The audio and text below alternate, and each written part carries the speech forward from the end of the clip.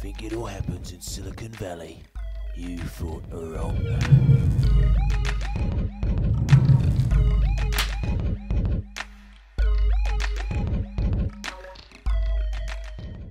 So I'm Charles Armstrong. I'm the co-founder and chief executive of Trampoline Systems.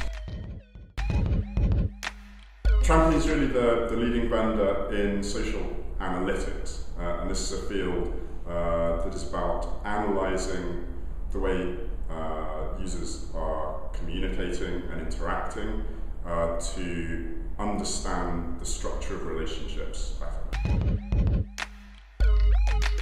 Well, we work with customers, mainly large organisations, to analyse things like email and phone calls and Twitter messages, and the insight that they gain from that can help with sales and account management and internal collaboration. It's really identifying who are the super networkers in a business, where the gaps are, how a sales relationship could be improved, where the weaknesses and risks are. It's all of those kind of things that are very hard to understand in a complex situation with lots and lots of links, but we bring techniques from the world of social network analysis, we turn them into algorithms, and then apply them to data mining that can gobble up huge amounts of corporate data to generate this insight. Well, the parties are very good here. You can't underestimate the importance of that as a startup. But I suppose in a more serious way, we're close to the City of London here, which is really one of the 3 top financial centres in the world. A number of our customers are in the financial sector, so that's very convenient for us. Also, I think the fact that Trampoline was established here in Shoreditch, rather than in San Francisco or on the peninsula, that in some way has helped us establish a distinctive identity and get more visibility, because there really aren't that many enterprise software startups in London, and so we've had a certain notoriety as a result of that. And also, like, the personality of Trampoline is something that we're very proud of. It's somewhat different than other enterprise businesses. It's something our customers really respond to, and that's really wrapped up with the culture here in Shoreditch.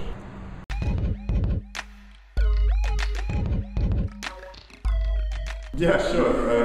And I should say, I never expected it to turn out this way. But yes, I studied social and political science at St John's College, Cambridge. And the main thing that I got interested in was how, I suppose, the informal social behaviour in communities and organisations, just the way that gossip spreads around, the way that people club together around tasks that need doing, whether that's launching a boat or repainting a house or whatever, without anybody managing it or issuing instructions. So I went to live on an island called St Agnes, which has a population of 80 people. It's just in the Atlantic off the coast of Cornwall. And I spent a year living there, working with the residents there, and really increasing my understanding of how all of those complex emergent systems work.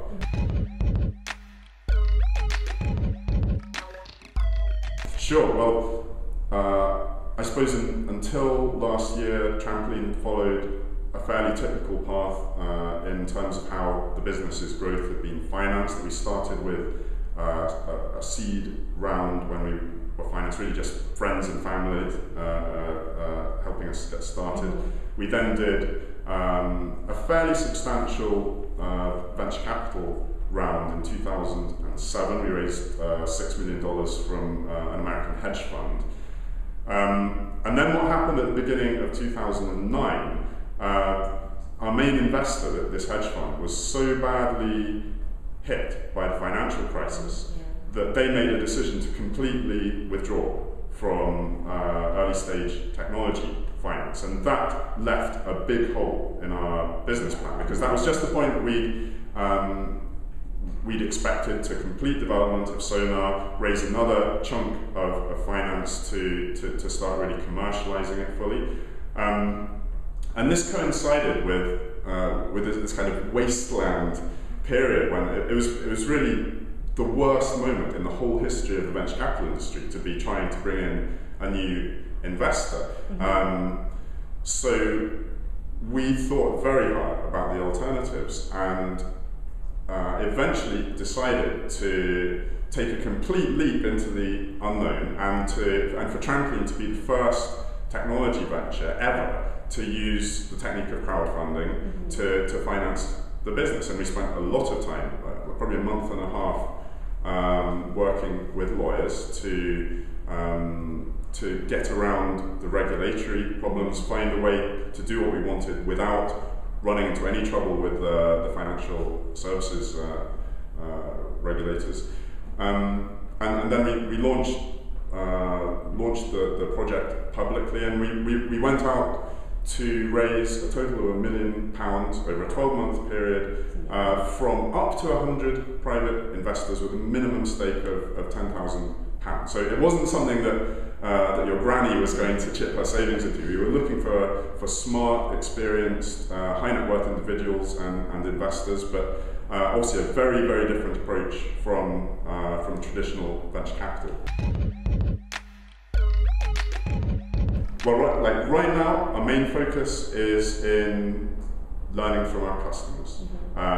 So through this year, we've got a new product that we're very excited about that we'll be launching in April this year. We're already working with the first customers with that, getting some marvelous feedback, and that process will continue after the launch through the rest of the year. And we're really looking to grow pretty organically through this year and next year, and looking to be supporting more and more businesses.